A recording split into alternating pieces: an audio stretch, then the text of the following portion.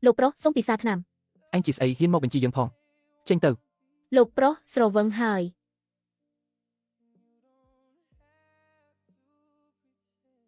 យលោកម្ចាស់អ្នកស្រីលោកប្រុសផឹកអស់ហើយលុយរង្វាន់នោះគួរតែនៅមានមែនទេ មានតើនេះជារង្វាន់របស់នាង ល្អណាស់អ្នកស្រីកុំបារម្ភអីខ្ញុំធានាថានឹងបម្រើលោកប្រុសឲ្យបានល្អលោកប្រុសពិសាបាយ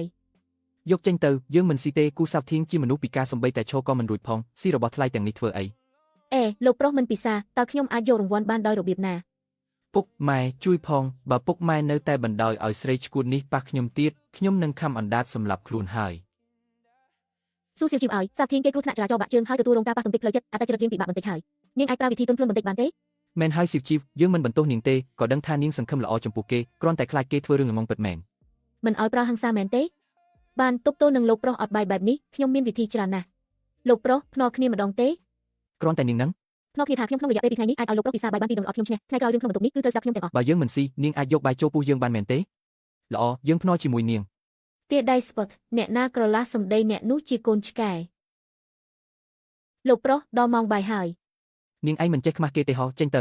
មុខមាត់យកមកធ្វើអីខ្ញុំចង់បានលុយលោកប្រុសថ្ងៃនេះបើមិនប្រញាប់ពិសាបាយទេខ្ញុំនឹងទៅឥឡូវនេះបើមិនពិសាទេខ្ញុំនឹងយកកៅអីមកអង្គុយមើលលោកប្រុសងូតទឹកមើលឲ្យខ្ទេចតែម្ដង នាងពិតជាស្រីខូចមែន ឆាប់ពិសាអ្នកណាអាចនឹកស្មានដល់ថានៅតាមស្រុកស្រែដើម្បីដណ្ដើមបាយមួយម៉ាត់វិធីអីក៏ខ្ញុំធ្លាប់ប្រើដែរលោកប្រុសនេះនៅខ្ចីណាស់ ម្សិលមិញត្រូវក្មេងស្រីស្រុកស្រែនេះបោកមួយក្តារថ្ងៃនេះយើងចង់មើលថានាងមានល្បិចអីទៀតយើងមានសេចធေါ်ពេញខ្លួនគូសាវធៀងថ្ងៃនេះទោះជាដាច់ពោះស្លាប់ក៏ដាច់ខាត់មិនស៊ីបាយនាងមួយម៉ាត់ឡើយអ្នកណានៅខាងក្រៅស៊ូស៊ីវជីវនាងមានជំងឺមែនទេ លោកប្រុសនេះគេហៅថាល្បិចកក្នុងសង្គ្រាម យកបាយចូលមកក្នុងបន្ទប់ទឹកនាងឈួតហើយឆាប់បើកទ្វារ លោកប្រុសនៅចាំការភ្នាល់ទេពិសាបាយនេះមួយម៉ាត់ខ្ញុំនឹងបើកឲ្យលោកប្រុសចេញភ្លាម កុំសង្ឃឹមយើងថាមិនស៊ីគឺមិនស៊ី មិនពិសាមែនទេបានអ្នកណានៅនឹងឆាប់ទៅទេកាសែតព័ត៌មានទំព័រមុខថ្ងៃស្អែកគឺលោកប្រុសច្បងត្រកូលគូដែលជាសេដ្ឋីប្រចាំទីក្រុងស្ដេកក្នុងបន្ទប់ទឹកមួយយប់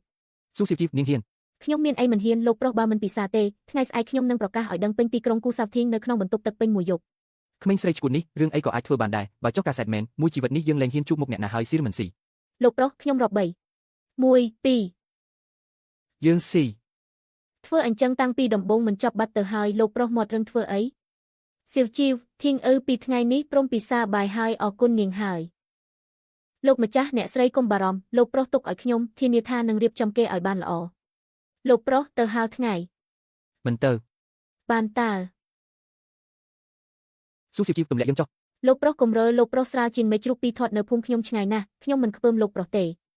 យកយើងទៅប្រៀបនឹងជ្រូក លោកប្រុសដឹងទេថាដំណាំក្នុងស្រែធ្វើយ៉ាងណាទើបដុះលូតលាស់ល្អត្រូវខ្យល់ត្រូវថ្ងៃត្រូវភ្លៀងត្រូវខ្យល់បក់ទើបលូតលាស់រឹងមាំមនុស្សក៏ដូចគ្នានៅក្នុងផ្ទះរាល់ថ្ងៃឆ្អឹងច្រៃស៊ីអស់ហើយបើមិនហើថ្ងៃទៀតជើងមិនជាកុំបន្ទោសខ្ញុំ យើងមិនមែនដំណាំទេ លោកប្រុសដំណាំស្រួលមើលថែជាងលោកប្រុសឆ្ងាយណាស់ដាក់ទឹកបន្តិចក៏លូតលាស់ចំណែកលោកប្រុសខ្ញុំត្រូវលូងផងលីផងលោកប្រុសផ្កាកុលាបក្បែរសួនរីកហើយទៅមើលលេង យើងទៅ បានតើ ស៊ូស៊ីវជីវនាងយឺតយីលោកប្រុសគូនៅពិការនៅឡើយទេ មែនហើយបងសាប់ធីងជើងបងមិនក៏នៅតែអញ្ចឹងសាប់ធីងចំជាការមែនដើមខែក្រោយមានការប្រកួតកីឡាបាល់អុកបងយានចឹងគឺជាកីឡាករដ៏សំខាន់ពួកយើងតាំងចិត្តយកសម្បត្តិអញ្ជើញមកឲ្យបងអញ្ជើញបងទៅលំហែអារម្មណ៍ អូយខ្ញុំភ្លេចមិនបានសាវធៀងជាងពិការបាត់ទៅហើយសំបីតែឈរក៏មិនរួចមិននឹងទៅចូលរួមបានទៅក៏ត្រូវគេសើចចំអុកថាជាជនពិការដែរសុំទោសផងសាវធៀងខ្ញុំនិយាយខុសហើយ បងសាប់ធីងបងក៏មិនអាចបន្ទោសខ្ញុំដែលសុំផ្ដាច់ពាក្យបានដែរជើងបងឥឡូវពិការហើយមិនអាចឲ្យខ្ញុំនៅមើលថែមនុស្សពិការមួយជីវិតទេបងនឹងយល់មែនទេលោកប្រុសផ្ទះយើងគឺពួកឯងអាចសម្លុតបានមែនទេពួកឯងស្មានខ្លួនឯងជាស្អីហ៊ានសម្លុតលោកប្រុសនៅចំពោះមុខខ្ញុំថ្ងៃនេះខ្ញុំនឹងឲ្យពួកឯងបានឃើញប៉ែដែកនេះទុកសម្រាប់វាមាត់ស្អុយរបស់ពួកឯងនឹង ឈប់សិនស៊ីវជីវបានហើយឲ្យពួកគេទៅចុះ លោកប្រុសពួកគេជិះជាន់ដល់ក្បាលហើយលោកប្រុសនៅតែទ្រាំទៀតបានលោកប្រុសជាម្ចាស់លោកប្រុសនិយាយអីខ្ញុំស្ដាប់ចេញទៅ មិនដែរលោកប្រុសគូត្រូវពឹងក្មេងស្រីស្រុកស្រែម្នាក់ការពារហើយតាគួរឲ្យអាណិតណាស់ បងយានចឹងពេលនេះគេគ្រាន់តែជាជនពិការឈោមិនរួចម្នាក់បងឲ្យគេបត់យ៉ាងម៉េចទៅ មកសាកមើលគូសាវធៀងពីមុនឯងមិនមែនជាកីឡាករបាល់អុកដ៏ល្បីនៅក្រុងស្ទេលបើខ្លាំងឈរឡើងមកបុកយើងមកមួយជីវិតនេះឯងនៅរត់រួចទៀតទេហាហាហា ទ្រាំបានតែក៏មានរឿងដែលទ្រាំមិនបានដែរចង់ឲ្យលោកប្រុសផ្ទះយើងទាត់ឯងមែនទេអាចឆ្អឹងថោកឯងចាំមើលថ្ងៃនេះយាយនឹងបំពេញបំណុលឯង ស៊ូស៊ីវជីវនាងឈួតអីទម្លាក់ចុះមក លោកប្រុសជើងកម្រើកមិនរួចមែនទេមិនអីទេខ្ញុំជាជើងរបស់លោកប្រុស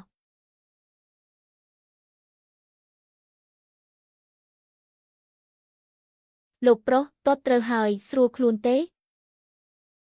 នឹកឃើញអាពីរអ្នកនោះសើចចំអកលោកប្រុសមិនអាចលេងបាល់អុកបានខ្ញុំខឹងមែនទែនលោកប្រុសពិសាបាយឆាប់ឡើង មិនស៊ីយកចេញទៅ មិនពិសាមែនទេបានអញ្ចឹងខ្ញុំបញ្ចុកតតែម្ដង នាងកុំចូលមកយើងស៊ី លោកប្រុសឆ្អែតហើយតើតោះថ្ងៃនេះជាថ្ងៃប្រកួតបាល់អុកតោះខ្ញុំនាំលោកប្រុសទៅរករឿងឬមួយក៏ឲ្យខ្ញុំនាំលោកប្រុសទៅងូតទឹក យើងមិនទៅទេឲ្យយើងមានរូបរាងបែបនេះទៅយ៉ាងម៉េចនាងឲ្យយើងទៅធ្វើជាទីកំ pl ែងឲ្យគូយានចឹងពួកគេមើលមែនទេ លោកប្រុសកុំទម្លាក់ទឹកចិត្តខ្លួនឯងអញ្ចឹងមើលចេញក្រៅវាប្រសើរជាងនៅស្ងៀមក្នុងផ្ទះបើពិតជាមិនបានខ្ញុំនឹងចូលលេងជំនួសលោកប្រុស នាងមិនអាចលេងឈ្នះទេស៊ូស៊ីវជីវនាងធ្វើអីលេងដៃ លោកប្រុសអង្គុយឲ្យស្រួលយើងចេញដំណើរ អំបាញ់មិញមានស្អីរត់ចេញទៅដូចជាលោកប្រុសនិងអ្នកនាងស៊ីវជីវ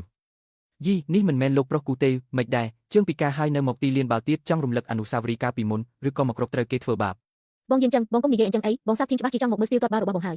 គូសាវធីងបើឯងដឹងខ្លួនឯងថាជាជនពិការជើងកម្រើកមិនរួចហើយកុំចេញមកក្រៅល្អជាងមែនហើយជនពិការមកចូលរួមអីដែរកុំឲ្យប្រឡាក់ស្មៅពួកយើងឆាប់ចេញទៅ ពួកឯងនេះសុទ្ធតែសត្វឆ្កែខ្វាក់ភ្នែកយាយទ្រាំនឹងពួកឯងយូរហើយថាអ្នកណាពិការ ប្រកាសជាថាលោកប្រុសគូរបស់នាងហើយគូសាវធីងឯងត្រូវគ្រូសាបាយផ្ដាច់ពាក្យវាគ្រប់គ្រាន់ខ្មាស់គេណាស់ទៅហើយពេលនេះជើងពិការក៏លេងបាល់អប់លេងបានមិនដែរថ្ងៃនេះតាំងចិត្តមកទីលានបាល់ដើម្បីត្រូវគេធ្វើបាបមែនទេឆាប់ចេញទៅកុំឲ្យប្រឡាក់ស្មៅនៅទីនេះគូសាវធីងរង្វាន់លេខ1កីឡាបាល់អប់ថ្ងៃនេះគឺជាពានរង្វាន់មាសសុទ្ធដែលឧបត្ថម្ភដោយស្ថានទូតបរទេសឯងគ្រាន់តែបើកភ្នែកមើលថាតើយើងឈ្នះវាយ៉ាងម៉េចទៅ ហ៊ានសើចំអកលោកប្រុសយើងខ្ញុំនឹងវាយពួកឯងអាពួកសុំទានឈួតនេះឲ្យងាប់ ស៊ីវជីវបានហើយយើងទៅជើងលោកប្រុសផ្ទះយើងកម្រើកមិនរួចប៉ុន្តែខ្ញុំជាជើងរបស់គាត់បាល់អប់នេះខ្ញុំលេងជំនួសគាត់ក្មេងស្រីស្រុកស្រែមិនស្គាល់មេឃមិនស្គាល់ដីដឹងថាបាល់អប់របស់បរទេសនេះលេងយ៉ាងម៉េចទេប្រយ័ត្នសំបីតែបាល់ក៏ប៉ះមិនបានផងក្រឡុកក្នុងស្មៅឲ្យពួកយើងសាយទៅ បាល់អប់គឺជាកីឡាដ៏ខ្លាំងក្លារបស់មនុស្សប្រុសនាងជាអ្នកបម្រើថ្នាក់ទាបគុំឡើងទៅខ្មាស់គេអីឯងភូតអ្នកណាថាបាល់អប់លេងបានតែមនុស្សប្រុសថ្ងៃនេះយាយនឹងឲ្យពួកឯងបានឃើញថាតើការបុកទង្គិចពិតប្រាកដវាមានន័យយ៉ាងម៉េចទៅ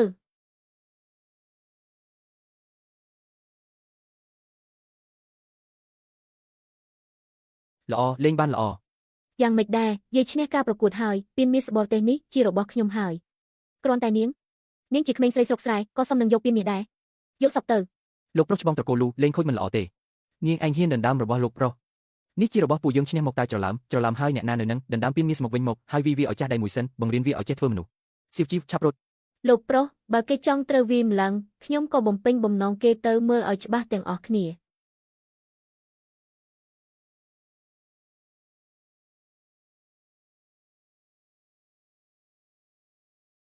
វាចប់ហើយលោកប្រុសពួកយើងហោះហើយ ស៊ូស៊ីវជីវនាងមនុស្សឈួតទម្លាក់យើងចុះមក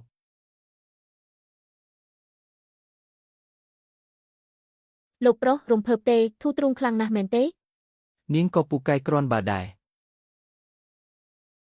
ស៊ូស៊ីវជីវនាងដឹងទេថាអំបាញ់មិញនាងធ្វើបែបនេះគ្រោះថ្នាក់ប៉ុណ្ណាត្រកូលលូមានអំណាចនៅតំបន់នេះណាស់ គ្រោះថ្នាក់មិនទៅយាយគឺគ្រាន់តែមិនចូលចិត្តមនុស្សដូចពួកវាអាងអីពួកវាអាចឈរនៅទីខ្ពស់សើចចំអកលោកប្រុសចាំទុកលោកប្រុសគឺជាលោកប្រុសរបស់ស៊ូស៊ីវជីវខ្ញុំក្រៅពីខ្ញុំអ្នកណាក៏មិនអាចធ្វើបាបលោកប្រុសបានដែរទោះជាស្ដេចយមរាជមុខខ្ញុំក៏វាមិនរើសមុខដែរ ក្មេងស្រីឈួតនេះពិតជាមនុស្សរងងមិនខ្លាចស្លាប់មែននាងល្អចំពោះយើងម្លេះចង់បានអី អាចចង់បានអីទៀតចង់បានលុយនឹងហើយលោកប្រុសឬមួយក៏លោកប្រុសពិតជាគិតថាខ្ញុំលងស្នេហ៍លោកប្រុសមែនទេ ស៊ូស៊ីវជីវ លោកប្រុសមិត្តភក្តិខ្លាំងៗក្នុងក្រុមរបស់លោកប្រុសទាំងនេះអន់ណាស់សុទ្ធតែជាមនុស្សរនេប្រណប់ខ្លាំងៗតោះយាយនឹងនាំលោកប្រុសទៅស្គាល់បើអប់ក្នុងភពរបស់ពួកយើងអ្នកស្រែ នាងចង់ធ្វើអីយើងមិនទៅទេនាំយើងត្រឡប់ទៅភូមិគឺវិញ អង្គុយឲ្យស្រួលហោះ ឈួតស្រីនេះពិតជាឈួតមែនថ្ងៃនេះយើងប្រហែលជាត្រូវស្លាប់លើទេសរុញកញ្ចាស់នេះហើយ ចុចខាងក្រោមទស្សនាភាគពេញ